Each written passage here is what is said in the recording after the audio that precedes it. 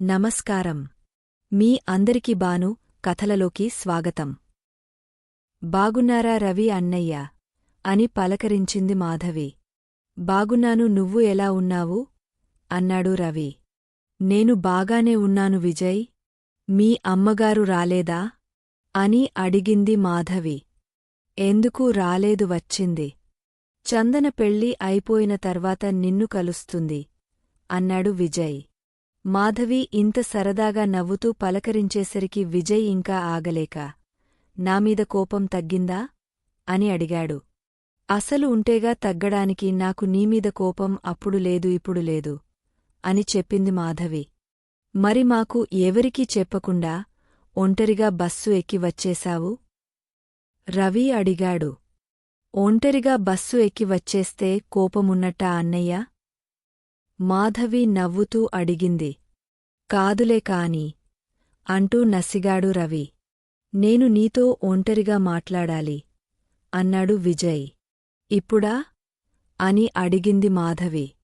నీ ఇష్టం, నువ్వు ఎప్పుడంటే అప్పుడు అన్నాడు విజయ్. ఇవాళ ఇక్కడ ప్రోగ్రామేంటి? పెళ్ళి 11:30 కదా, తర్వాత ఏం జరుగుతుంది అని అడిగింది మాధవి. పెళ్ళి 11:30 అయిపోతుంది. భోజనాలు అయ్యేసరికి 2-3 అవుతుంది. కాని 3 గంటల నుండి 5 గంటల వరకు వ్యర్జము ఉంది. దాని తర్వాత పెళ్లికి సంబంధించిన మిగతా కార్యక్రమాలు, అప్పగింతలు, పెట్టుపోతలు లాంటివి జరుగుతాయి అన్నాడు రవి. మరి వ్యర్జము ఉంటే ఈరోజు ఎందుకు పెళ్లి పెట్టుకున్నారు? ఇంకో మంచి ముహూర్తం చూడవచ్చు కదా అని మాధవి అడిగింది. తన స్నేహితురాలి పెళ్లికి ఈ వ్యర్జము ఏమిటి అని మనసులో అనుకుంది. పెళ్లి ముహూర్తం మాత్రం చాలా మంచిది. వాళ్ళిద్దరి జాతకం ప్రకారం ఈరోజు చాలా మంచిదంటరందుకే ఈ రోజే పెట్టారు అని చెప్పాడు రవి. మరి 3 నుంచి 5 వరకు ఏం చేయాలి ఇక్కడ కూర్చుని అని అడిగింది. అదిగో అక్కడ చిన్న స్టేజి ఉందే, దానిమీద ఆర్కెస్ట్రా పెట్టారు. ఆ 2 గంటలు పాటలు, డాన్సులు జరుగుతాయి. ఉన్న వాళ్ళు ఉంటారు, వెళ్ళిపోయే వాళ్ళు వెళ్ళిపోతారు అన్నాడు రవి. అలా అయితే 5 తర్వాత నువ్వు నన్ను కలవాలని అనుకుంటే మాధవి అని పిలిస్తే వచ్చేస్తాను. నువ్వు ఎక్కడ కూర్చుని మాట్లాడదాం అంటే అక్కడ మాట్లాడదాం అని చెప్పింది. ఆ మాటలకు అందరూ ఆనందంగా చూస్తే కుమార్ మాత్రం అనుమానంగా చూసి, మాధవి అలా అన్నావు ఏంటి? ఏమి ఆలోచిస్తున్నావు? ఏం చేయాలనుకుంటున్నావు అని అడిగాడు. మాధవి ఏ మాట్లాడతాను అన్న తర్వాత మీరెందుకు ఆలోచిస్తున్నారు అని అనుమానంగా చూశాడు విజయ్. అంటే ఈరోజు సాయంత్రం 5 తర్వాత కలవాలి అంటేను అంటూ ఇబ్బందిగా ఫీల్ అయ్యాడు కుమార్. అంటే ఇప్పుడు నా మనసులో ఉంటే భావం 5 వరకు ఉంటుందా లేదా అని మాధవికి అనుమానం కలిగి ఉంటుంది అని చెప్పి మాధవి వైపు తిరిగాడు. నువ్వేం అనుమాన పడకు మాధవి, పాల్వంచమీద నుంచి నీమీద ఉన్న అభిప్రాయం కొంచెం కూడా మారలేదు అన్నాడు విజయ్. మీరు మా మాధవిని భలే అర్థం చేసుకున్నారే అంటూ వ్యంగ్యంగా కుమార్ నవ్వాడు. ఇంతకీ మీ అమ్మ ఎక్కడ మాధవి అని అడిగాడు విజయ్. అదిగో అక్కడ అంటూ చూపిస్తూ, అమ్మా అని గట్టిగా పిలిచి భారతి తన వైపు చూడగానే చేతులు అటూ ఇటు గట్టిగా ఊపింది. భారతి పక్కన ఉన్న మాలతీతో, ఇదేంటో అమెరికాకి వెళ్ళి ఇప్పుడే వస్తున్నట్టు, ఇప్పుడే నన్ను చూస్తున్నట్టు చేతులు ఊపుతుంది అని గొణుగుతూ తాను కూడా చేయి ఊపింది. విజయ్ భారతిని కాసేపు చూసి మాధవి, నువ్వు అచ్చం మీ అమ్మ పోలిక అన్నాడు. కదా, నేను అదే చెబుతాను కాని తాను వాళ్ల నాన్న పోలిక అనుకుంటూ ఉంటుంది కుమార్ వెంటనే అన్నాడు. ఆ మాటకి విజయ్ నవ్వాడు. మా అమ్మకి అటు పక్కన కూర్చుని బాబునెత్తుకుని ఉందే, తను మా అక్క మాలతి అంటూ అడగకుండానే మాలతిని కూడా పరిచయం చేసింది మాధవి. బాబు బాగున్నాడు అన్నాడు విజయ్. బాగా గొడవ చేస్తాడు కూడా అని చెప్పింది. విజయ్ బాబు వంక చూస్తూ ఉన్నాడు. వాడు వచ్చిన దగ్గరినుంచి నాకోసమే చూస్తున్నాడు. నేను తిరుగుతున్నాను కదా, నన్ను కూడా తిప్పమని గోల చేస్తున్నాడు. ఇవాళ మంచి డ్రెస్ వేసుకున్నానని వాడిని ఎత్తుకుంటే డ్రెస్ పాడైపోతుందని అక్కడికి వెళ్లకుండా ఇక్కడిక్కడ తిరుగుతున్నాను అని అడక్కముందే అన్ని వివరాలు చెప్పేసింది మాధవి. ఇంతలో సమయం అవ్వడంతో స్టేజిమీద పెళ్లికోసం పూజ మొదలుపెట్టారు పంతులుగారు. పెళ్లికొడుకుని తీసుకురండి అనగానే విజయ్, రవిప్రసాద్లు పెళ్లికొడుకు గదిలోకి వెళ్లారు. విజయ్ కుమార్ రాను అంటున్న లాక్కొని తీసుకెళ్లాడు. అందరూ కలిసి అవినాష్ని తీసుకొచ్చి పెళ్లి పీటలమీద కూర్చోబెట్టారు. మాధవి స్టేజి దగ్గరికి వెళ్లి అవినాష్ వైపు నవ్వుతూ పలకరించింది. బదులుగా తాను ఒక నవ్వు నవ్వి పూజ చేస్తూ ఉన్నాడు అవినాష్. కాసేపటికి అందరూ స్టేజిమీద ఉండేసరికి కింద ఉండే వాళ్లందరూ, స్టేజిమీద ఎక్కువ మంది ఉన్నారు, మాకు పెళ్లికొడుకు కనిపించడం లేదు, కాస్త కొంతమంది దిగండి అని అరవటంతో మళ్లీ ఈ నలుగురు స్టేజి దిగపోయారు. కమల, ఈశ్వర్ స్టేజిమీద ఉన్నారు. ముందు వరుసలో ఖాళీగా ఉన్న 4 కుర్చీలో కూర్చుని పెళ్లి చూస్తున్నారు. మాధవి స్టేజికి పక్కన నిలబడి కుమార్ వంక చూసి దగ్గరికి రమ్మని సైగ చేసింది. కుమార్, నేను రాను అన్నట్టు తల అడ్డంగా ఊపాడు. ఈసారి కుమార్ బావా, ఒకసారి ఇటురా అని పెద్దగా అరిచి చెప్పింది మాధవి. కుమార్ వినికూడా విననట్టే సీరియస్గా పెళ్లి వంక చూస్తూ, ఇప్పుడు ఇది ఎందుకు పిలిచింది? దగ్గరికి వెళ్తే ఏం ఫిట్టింగ్ పెడుతుందో తెలియదు, దూరంగా ఉంటే ఏం చేస్తుందో తెలియదు అని మనసులో మాధవిని తిట్టుకుంటూ కూర్చున్నాడు. విజయ్ కుమార్ని తట్టి, మిమ్మల్ని మాధవి పిలుస్తుంది అన్నాడు. అవునా? నాకు వినిపించలేదు అని ఓ పిచ్చి నవ్వు నవ్వి ఇక తప్పదు అన్నట్టు లేచి మాధవి దగ్గరికి వచ్చాడు. ఏంటి అక్కడ కూర్చుంటే సిగ్గులేకుండా పిలిచావు అని వచ్చి మెల్లగా ఒక కసురు కసిరాడు. నిన్ను పిలవడానికి నాకు సిగ్గు ఎందుకు బావా అని ఓ నవ్వు నవ్వింది. కుమార్ ఓ వెర్రిచూపు చూసి, ఇంతకీ నన్ను ఎందుకు పిలిచావు అన్నాడు. అటువైపు కుర్చీలు ఖాళీగా ఉన్నాయి బావా, మనిద్దరం కూర్చుని పెళ్లి చూద్దామా అని అడిగింది. మాధవి మాటలు వినగానే కుమార్కి కోపం పెరిగిపోయింది. నువ్వు ఇంకేమీ మాట్లాడకుండా తిన్నగా వెళ్ళి అత్తమ్మ పక్కన కూర్చుని పెళ్లిచూడు అని సీరియస్గా వార్నింగ్ ఇచ్చాడు కుమార్. సరే, నువ్వు కూడా అక్కడికేరా, అందరం కలిసి పెళ్లి చూద్దాం అని అడిగింది. నేను అక్కడికి రాను, ఇక్కడే కూర్చుంటాను. నామీద నీ పెత్తనమేంటి? చూస్తుంటే పెట్రేగపోతున్నావు. అసలు ఎలా ఉండేవాడిని నువ్వు దగ్గరికి వచ్చాక ఎలా అయిపోయాను. ఇప్పుడు నాకు కోపం తెప్పించకుండా వెళ్ళి అత్తమ్మ పక్కన కూర్చో అని కోపంగా మాధవిని చూస్తూ చెప్పాడు. కుమార్ అంత కోపంగా చూసినా మాధవి ఏం పట్టించుకోకుండా మళ్ళీ కుమార్ చేసినట్టే తలకాస్త పక్కకు తిప్పి కళ్ళు ఎగరేస్తూ సూటిగా కుమార్ వంక చూసింది. ఏంటి? బెదిరిస్తున్నావు ఏంటి? ఇలా చేస్తే నేను బెదిరిపోయిన వెనకాల వచ్చేస్తాను అనుకున్నావా? నువ్వు ఏం చేసినా నేను రాను అంటూ వేగంగా నడుస్తూ వెళ్లి విజయ్ పక్కన కూర్చున్నాడు కుమార్. మాధవి ఏం మాట్లాడకుండా మౌనంగా పెళ్లి మండపం అంతా చుట్టూ చూసింది. దూరంగా రాధిక ఆంటీ తన భర్త పక్కన కూర్చుని ఉండడం గమనించింది. అక్కడికి వెళ్ళి, ఆంటీ, బాగున్నారా అని పలకరించింది. మాధవిని చూడగానే రాధిక సంతోషంతో నవ్వుతూ లేచి, బాగున్నాను కోడలు పిల్ల. నువ్వు ఎప్పుడు వచ్చి పలకరిస్తావా అని చూస్తున్నానుకేని భుజంమీద చేతులు వేసి నవ్వుతూ చెప్పింది. మీరు ఇక్కడ కూర్చున్నారు ఏంటి ఆంటీ? అటువైపు మా అమ్మ ఉంది, రండి, పరిచయం చేస్తాను అంది. అంటే మీ బావ విజయ్తో చందన పెళ్లి అయిన తర్వాత మాట్లాడదాం అని గట్టిగా చెప్పారంట. అందుకే విజయ్ ఇక్కడినుంచి కదలొద్దు, మీతో అసలు మాట్లాడొద్దు అని గట్టిగా చెప్పాడు. ఇప్పుడు వచ్చి మీ అమ్మగారితో మాట్లాడితే మళ్ళీ నీకేమన్నా ఇబ్బంది ఏమో అని ఇక్కడే కూర్చున్నాను అని చెప్పింది రాధిక. నాకేం ఇబ్బంది ఆంటీ, అయినా నేను ఇప్పుడు మా వాళ్లను పరిచయం చేస్తాను. తర్వాత మీరు మాట్లాడుకోవడానికి కూర్చున్నప్పుడు పరిచయాలకే అరగంట అయిపోతుంది కదా, అది టైం వేస్ట్ కదా. ఇప్పుడే పరిచయాలు అయిపోతే బాగుంటుంది రండి అంది మాధవి. సరే మీరు కూడా రండి అంటూ తన భర్త అయిన మోహన్ని చూసి పిలిచింది రాధిక. మోహన్ ఇందాకే భారతిని గమనించాడు. భారతి పక్కన మాలతినే చూశాడు. మాధవి ఇందాక అమ్మ అని చేతులు ఊపడం గమనించాక మోహన్కి విషయం అర్థమైంది. మాధవి తను అన్న మాటలకి కాకుండా తనని గుర్తుపట్టి విజయవాడ వెళ్ళిపోయింది అని. ఇప్పుడు ఈ పెళ్లిలో ఏం జరుగుతుందో అని కంగారుగా కూర్చున్నాడు.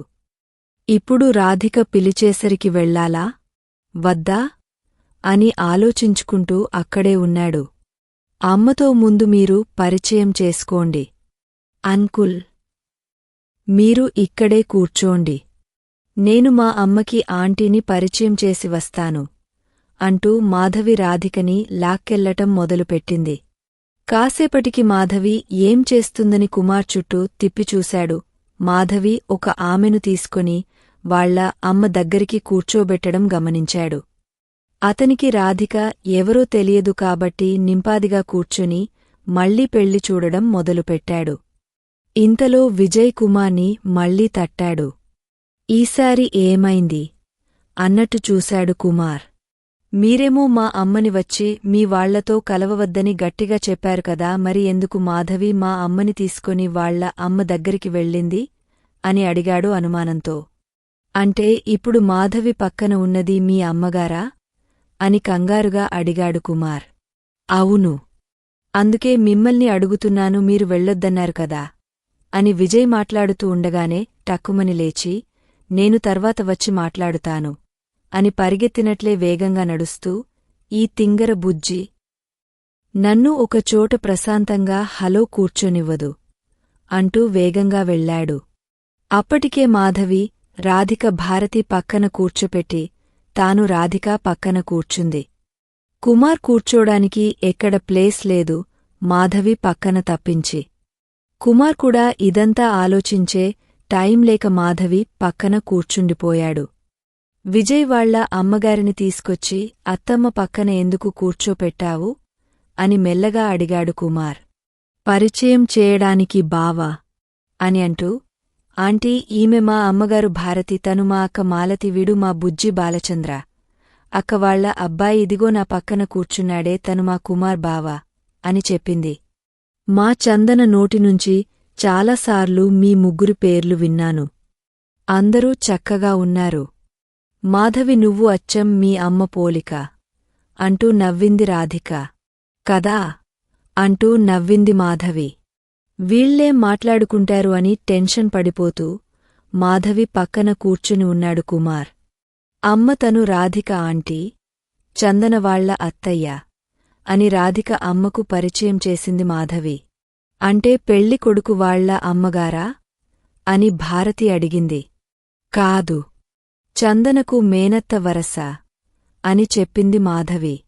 మళ్ళీ పాల్వంచలో నాకు పరిచయమయ్యారు, చాలా మంచివారు అంటూ తాను విజయ్ కొట్టడం, ఆంటీ పకపక నవ్వడం గురించి చెప్పింది.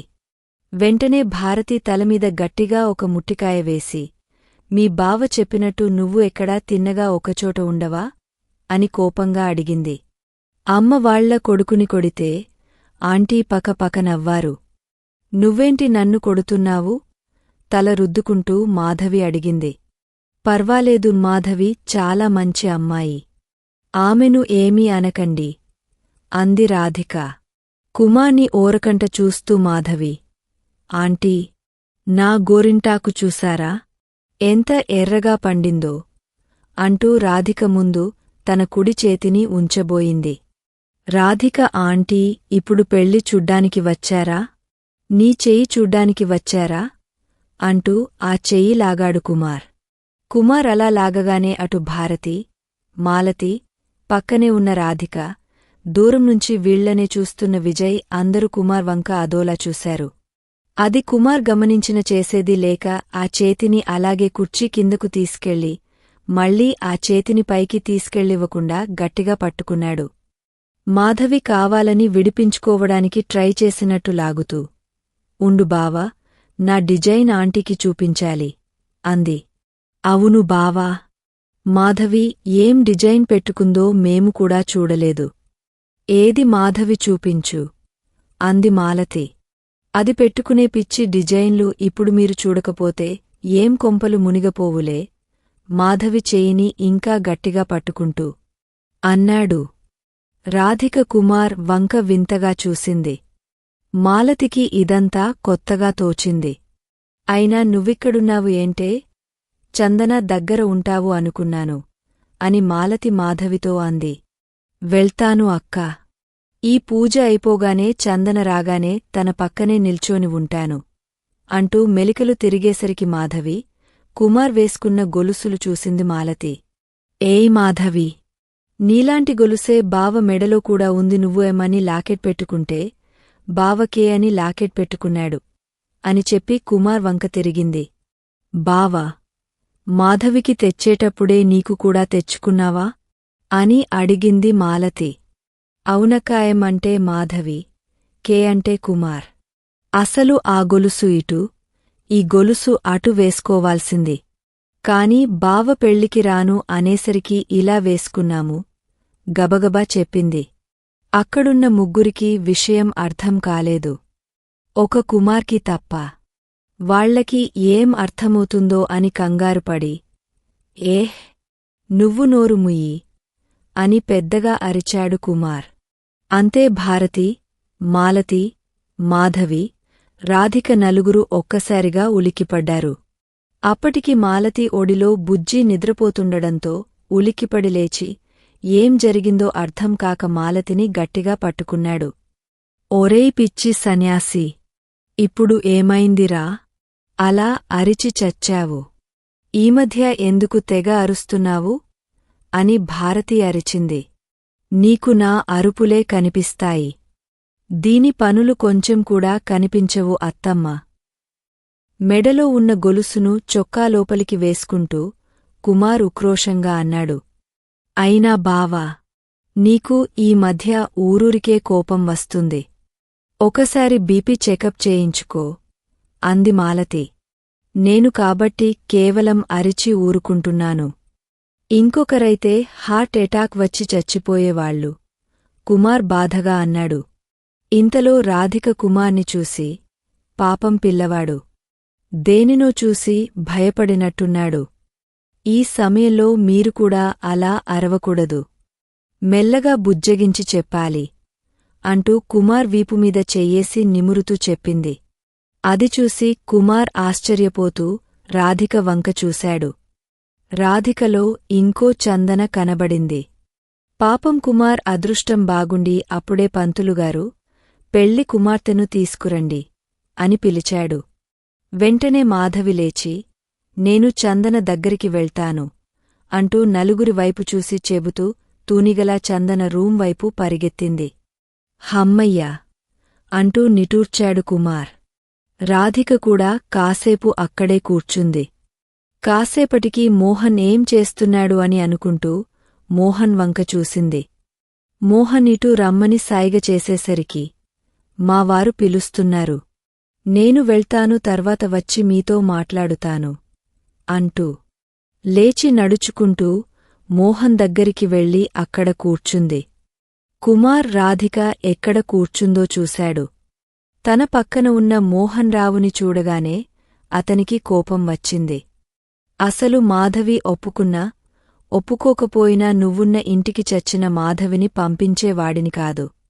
మాకు ఎంతో సహాయం చేసిన ఈశ్వర్ అంకులడిగారని కాదు అని చెప్పడానికి నా దగ్గర ఇంకో కారణం లేకపోయేసరికి భవిష్యత్తులో మాధవికి నా వల్ల ఎటువంటి ఇబ్బందులు కలగకూడదని భావించి, విజయ్ మంచివాడు, మాధవిని ఇష్టపడుతున్నాడు అని, మాధవి కోరికలన్నీ తను తీర్చగలడు అనుకుని ఈ పెళ్లికి ఒప్పుకోవడమే. లేదంటే ఒప్పుకునేవాడిని కాదు. మాధవి ఒప్పుకున్నా సరే బలవంతంగా నేనే ఈ పెళ్లి జరగకుండా ఆపేసేవాడిని. నీ దగ్గరికి మాత్రం పంపేవాడిని కాదు. ఇప్పుడు మా అత్తమ్మని కాని మాధవిని కాని నువ్వేమైనా అనాలి, ఈ పని చెబుతాను. అప్పుడు నేను చాలా చిన్న పిల్లవాడిని, అందుకే నేను ఏమి చేయలేకపోయాను. ఇప్పుడు ఏమైనా అను. మీ వాళ్ల ముందే నీ పరువు మొత్తం తీసి బజార్లో పెడతాను. నిన్ను 4 తన్ని నేను జైలుకేనా పోతాను. నీవల్ల మా అత్తమ్మ ఎన్నో సంవత్సరాలు నిద్రలేని రాత్రులు గడిపింది. నీవల్ల మాధవి, మాలతి ఇప్పటికీ బాధపడుతూనే ఉన్నారు అని కోపంతో అనుకున్నాడు కుమార్. అటు మాధవి మాత్రం ఇంకా కుమార్ని పట్టించుకోకుండా చందన వచ్చిన దగ్గరనుంచి చందన పక్కనే నిలబడి చందన మొహం చూసుకుంటూ చందన వంక ఆనందంగా, తదేకంగా చూస్తూ ఉండిపోయింది. మాధవి ఇంకా తనని పట్టించుకోకుండా ఉండేసరికి కుమార్ కూడా ప్రశాంతంగా కూర్చుని పెళ్ళిని మధ్యలో మాధవి ముఖంలోని ఆనందాన్ని చూసుకుంటూ ఇప్పటివరకు బాధపడిన టెన్షన్ మొత్తం మరిచిపోయాడు. ఇంకా ఉంది. ప్లీజ్ సపోర్ట్ చేయండి. అమూల్యమైన సలహాలను కామెంట్ల రూపంలో అందిస్తారని ఆశిస్తూ మీ ఎస్. బాను. మీకు ఈ కథ నచ్చినట్లయితే లైక్ చేయండి, షేర్ చేయండి. ఇంకా బాను కథలును సబ్స్క్రైబ్ చేయడం మరిచిపోకండి. Thank you.